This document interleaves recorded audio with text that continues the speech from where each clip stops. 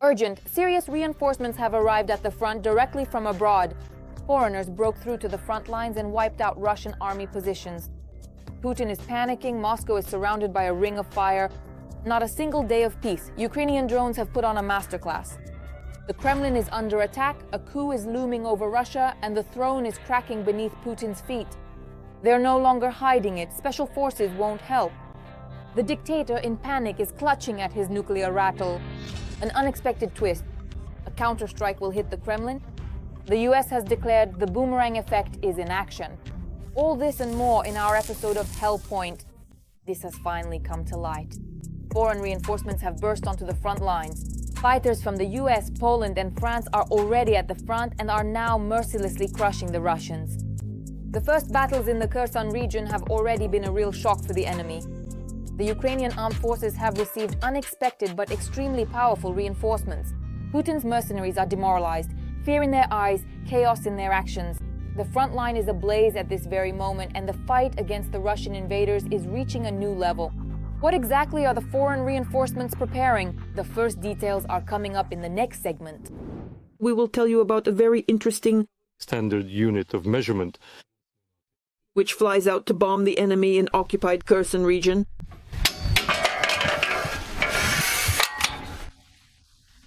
We're working in the field, so I'll have to hide the equipment. And then I'll set up the catapult for it so I can quickly get back to cover. The crew assembles the aircraft, attaches the munitions, and secures the catapult. It's a typical scene in the southern steppes, when an American, a Polish woman, and a Frenchman are fighting not just for Ukraine. They're fighting for a world where people can live in peace without Russian terrorism. The commander of this group is from Poland, has been here for 3 years, and tries to speak Ukrainian with us. I'm from Poland. What's your name? Gypsy? I've been serving in the army here for 3 years. Well, more than 3 years. I used to be a volunteer. Gypsy hopes that everything she learned at war in Ukraine won't be needed back home.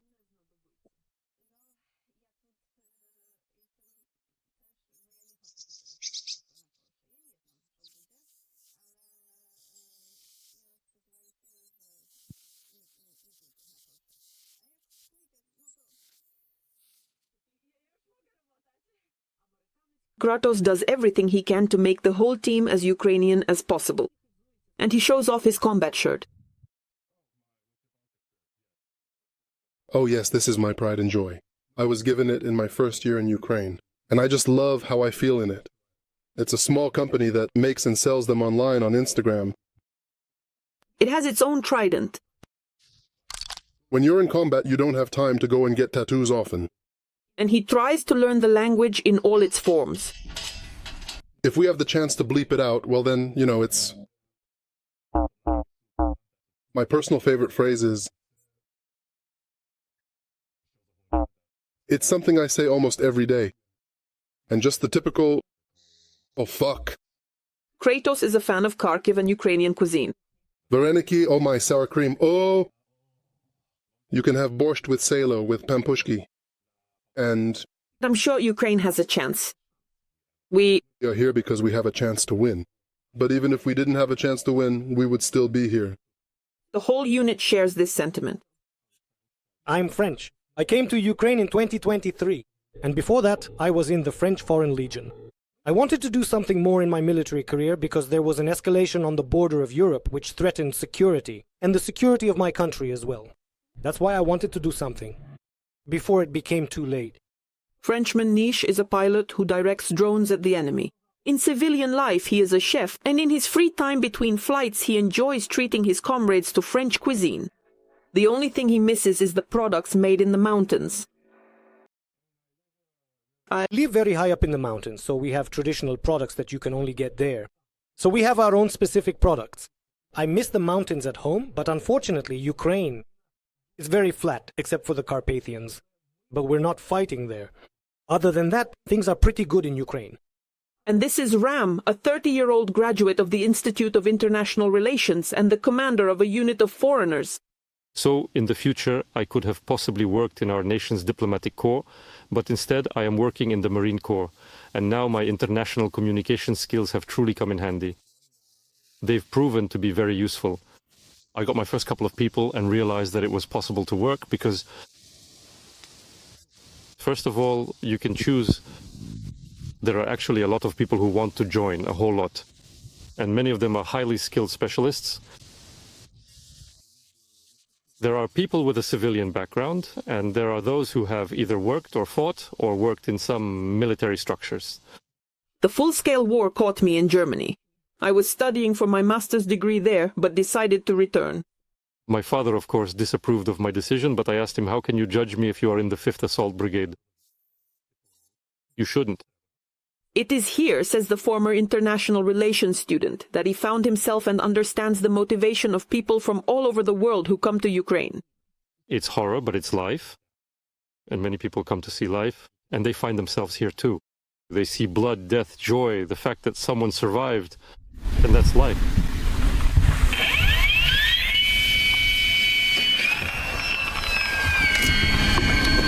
From Kherson region, Natalia Nahorna, Ihor Siri, Vitaly Ovsyanikov, and Pavlo Sadovnikov.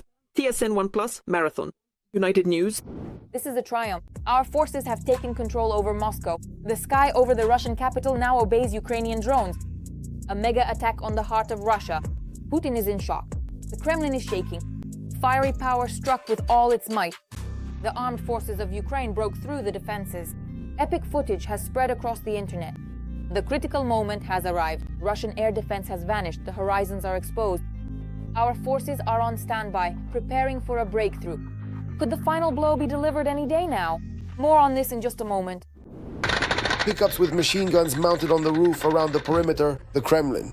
It's unlikely that Putin and his generals expected to see such a scene in the 4th year of the war. Last weekend, Moscow and the surrounding region came under a massive drone attack. At night, the Domodedovo and Zhukovsky airports were temporarily shut down. By morning, their operations had resumed. In the Kommunarka district, explosions were heard during the attack and smoke could be seen over the forest. All night, Moscow Mayor Sobyanin wrote in his Telegram channel about drones being shot down. Other Russian public channels also reported on the large-scale drone attack. The Ukrainian armed forces are trying to launch massive attacks on Moscow and the region. Within a few hours, 14 drones that flew into the capital were destroyed. Explosions in the sky were heard in Domodedovo, Podolsk, Dubna, Ramenskoye, Kommunarka, Troitsk, and Kolomna. At Zhukovsky and Domodedovo airports, 5 flights were cancelled and 6 were rescheduled. Departures and arrivals have been suspended. In the Moscow region, a massive fire broke out at the Serpukhov oil depot due to a drone strike. The Russian Ministry of Defense reported that nearly 200 attack drones were shot down overnight.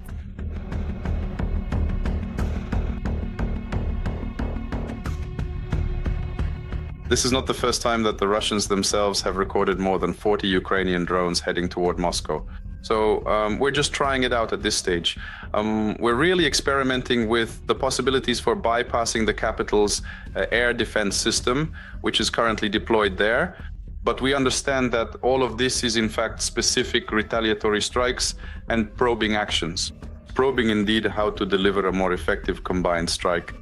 Recently, Western media published a map of the air defense systems. These systems protect the capital of the Russian Federation. But even through such dense defenses, Ukrainian drones managed to slip through. Because of Moscow's heavy defenses, other regions and strategic sites across Russia are suffering. Analysts clarified that the systems are constantly being moved around, but the majority are concentrated around Moscow, St. Petersburg, and Putin's residence in Valdai. There simply aren't enough systems to protect oil refineries and other strategic sites in the regions. The Ukrainian armed forces are taking advantage of this. In the Moscow region, explosions were heard near the airfield where Russian strategic aviation is based. The Shaikovka Strategic Aviation Air Base was also under attack. And the Kaluga airfield in the Kaluga region. This is not the first massive drone attack on Moscow and other regions. Even though the Russian Ministry of Defense always underreports the number of drones, almost 200 is a significant number, and it will only continue to grow. It has a very serious and anti-propaganda effect directly for the Kremlin, which, let me remind you, one of the reasons why did they start the so-called special military operation? It was a matter of guaranteeing security for the Russian Federation itself, as Putin and his inner circle explained it. We see that the war is coming directly to Moscow, and the Muscovites themselves are witnessing this. And not just the Muscovites. We see that the geography of Ukraine's drone attacks is indeed expanding. All the same.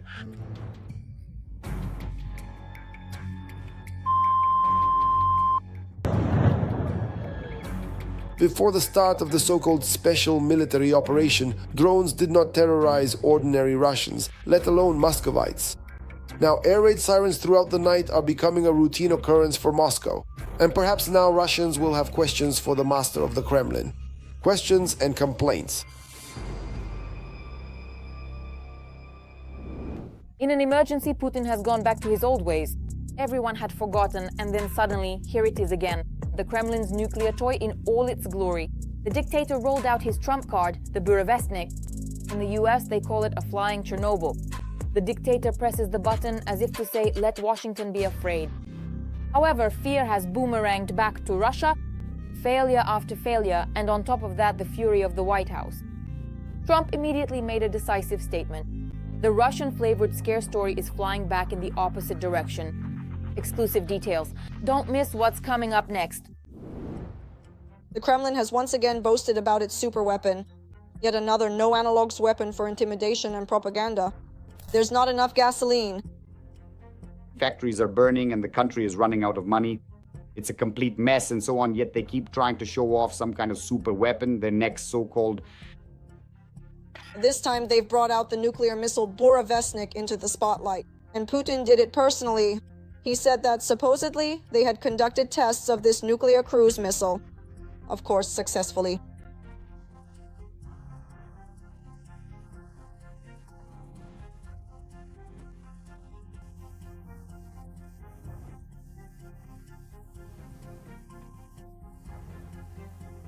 Very high-level and qualified specialists who are recognized for their expertise and significant experience personally told me that this is all good and respectable, emphasizing that, in their professional opinion, the approach and the results achieved so far are commendable and worthy of respect, but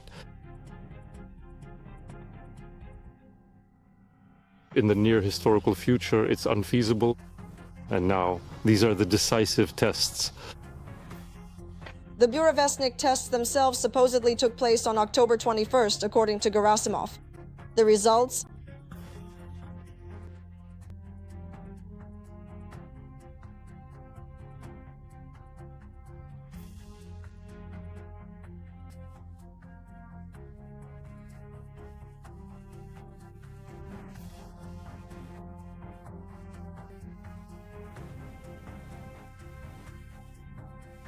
And that's not the limit at all, not by any means. It's obvious that in this way, the terrorist state is responding to the sanctions imposed by the United States. And it would sound threatening if not for one detail. It's the Russians themselves who should be afraid. The Burevestnik, in fact, is not a new missile at all. Its development began in Russia back in 2001. However, it was only announced to the world by Putin only in 2018. At that time, he claimed that the Burevestnik's range was unlimited and its flight path could be unpredictable. It would have been worth clarifying what the consequences of its launch might be. After all, it's not for nothing. In the US, the Burevestnik was nicknamed the Flying...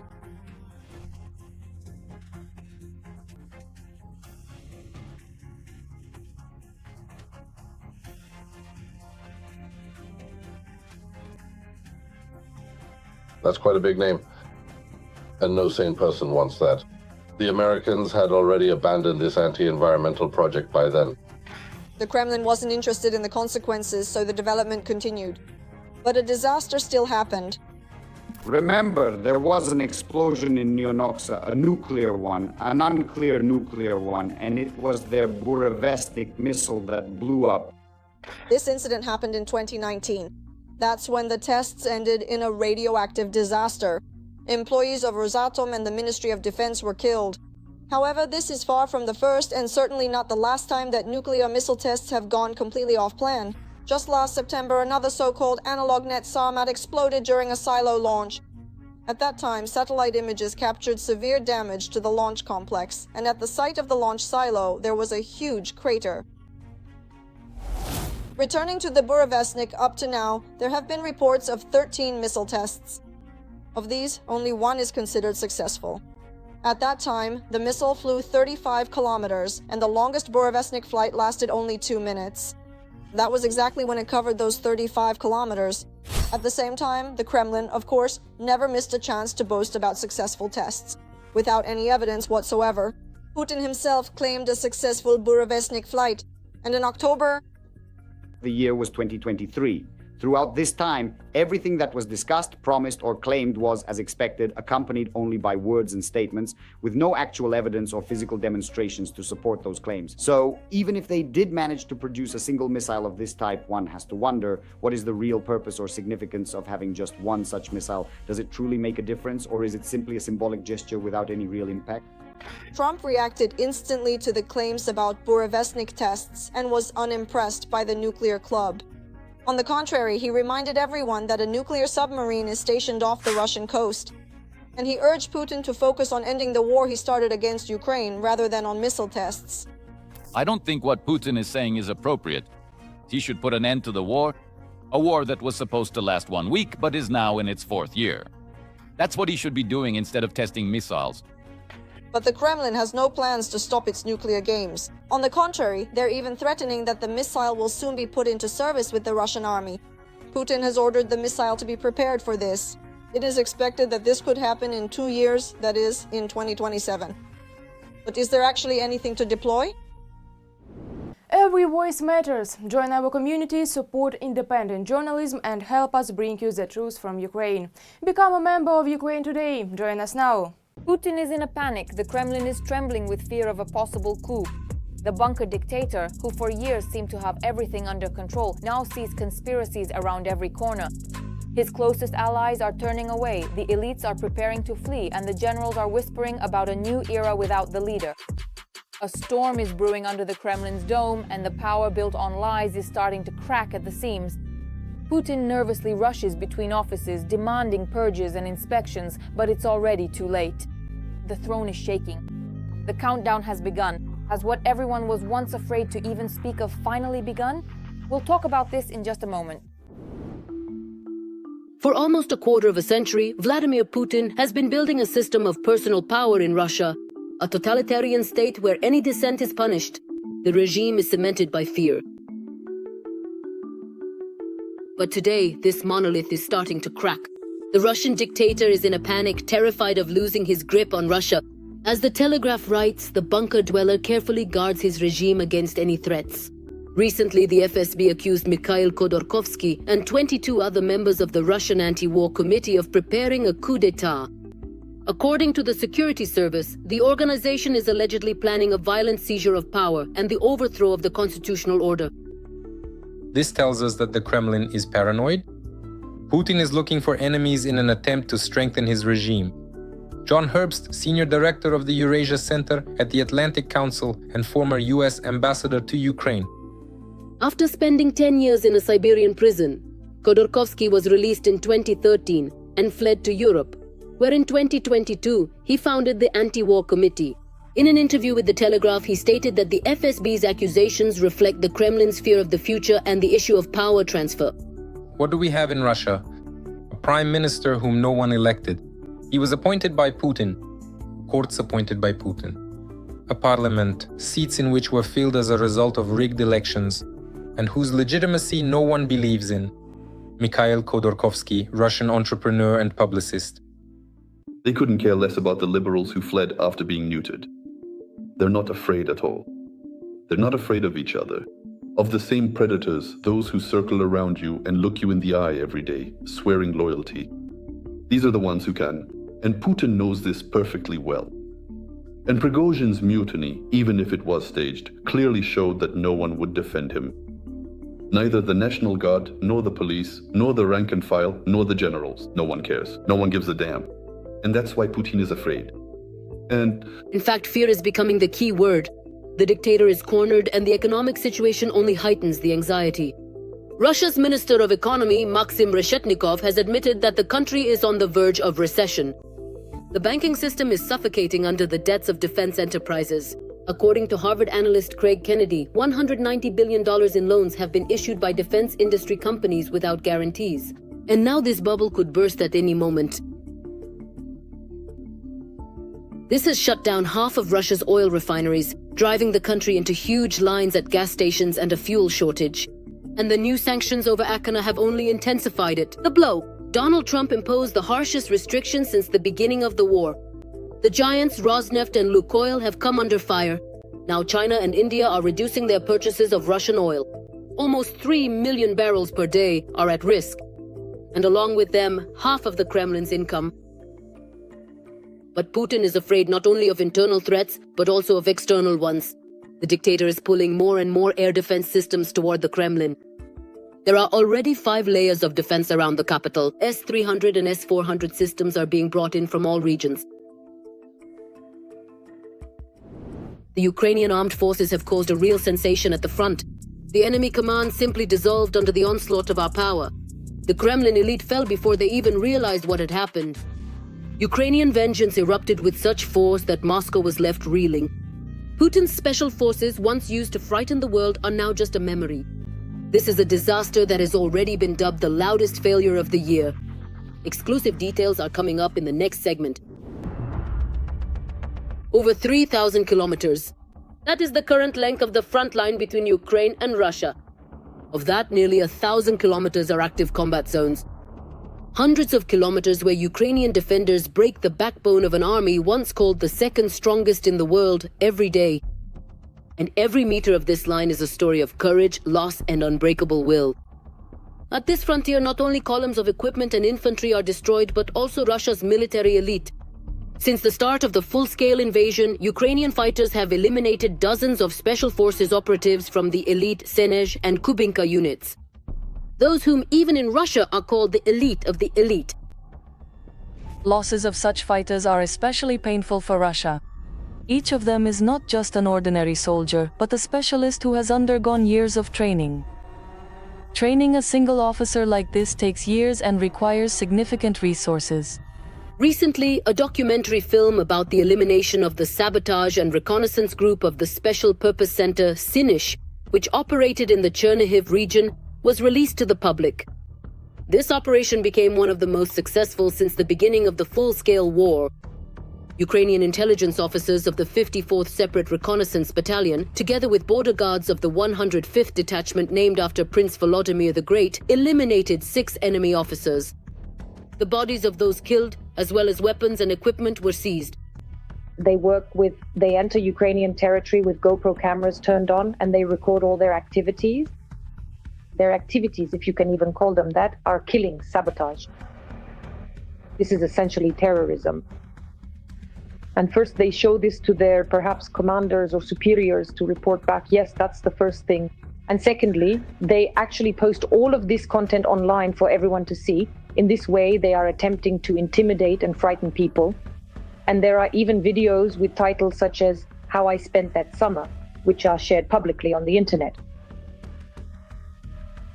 These videos are collections of graphic killings of Ukrainians, Ukrainian soldiers, Ukrainian civilians. The Sinish and Kubinka centers, these are the key units of the Russian Special Operations Forces, reporting directly to the General Staff. Only the best of the best are selected to go there. They are the ones who must carry out the most complex, covert, and dangerous missions. They are trained using Western methods and deployed in operations outside the country, from Ukraine to Africa. But in Ukraine, even such an elite has proven powerless. Those whom Moscow calls invisible fighters become visible on Ukrainian fields. Hold it, I've got it. I've got it. Get out.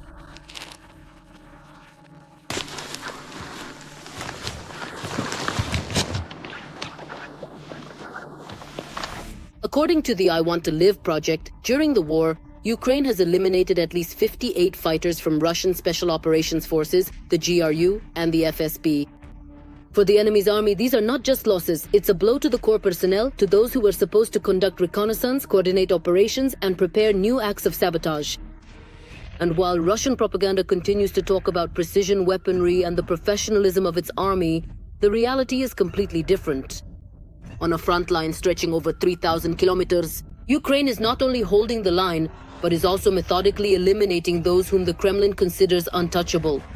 And no matter how long the enemy wages this aggression, the defense forces will keep giving the same answer to the invader. On Ukrainian soil, none of them will be left alive.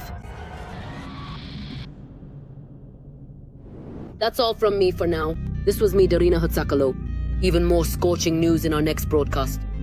In the meantime, don't forget to subscribe and hit the like button. See you soon.